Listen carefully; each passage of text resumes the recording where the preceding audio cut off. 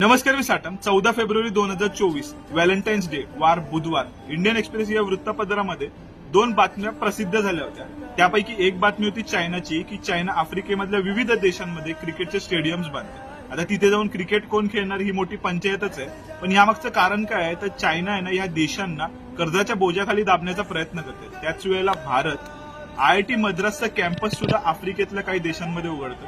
त्यापैकी झांझिबार या ठिकाणी आयआयटी मद्रासचं कॅम्पस उघडलेला आहे भारताने. यामागचा भारताचा हेतू काय, तर शिक्षणाचा प्रसार करण्याचा भारत प्रयत्न करतो. या दोघांमधनं एक गोष्ट तर क्लिअर होते की भारत सॉफ्ट पॉवर डिप्लोमसीच्या बाबतीत एक स्टेप पुढे. पण त्याच वेळेला 3 मार्च 2024चा तो काळा दिवस, ज्या दिवशी एक ब्राझिलियन स्पॅनिश मुलगी बायकर आहे आणि युट्यूबर सुद्धा आहे, ती भारत भ्रमंतीसाठी आपल्या नवऱ्याबरोबर येते आणि तिथं झारखंडमध्ये बलात्कार होतो. तर 7 जणांनी केलेला सामूहिक बलात्कार. अशा वेळेला आपण कोणाला तोंड दाखवायचं आणि सॉफ्ट पॉवर डिप्लोमसीचा काय उपयोग. पण तरी सुद्धा ह्यातून एक गोष्ट घेण्यासारखी येते, म्हणजे या ब्राझिलियन मुलीने आता देश सोडलेला आहे. ती नेपाळच्या साईडने पुढे तिची भ्रमंती करण्यासाठी निघून गेलेली आहे. तरीही सुद्धा ती जाता जाता तिने एक गोष्ट सांगितली लोकांना, ती म्हणजे भारतीय वाईट नाहीत, गुन्हेगार वाईट आहेत. यावरून तुम्हाला काय वाटतं ते कमेंट सेक्शन मध्ये कळवायला बिलकुल विसरू नका. बाकी हर हर महादेव.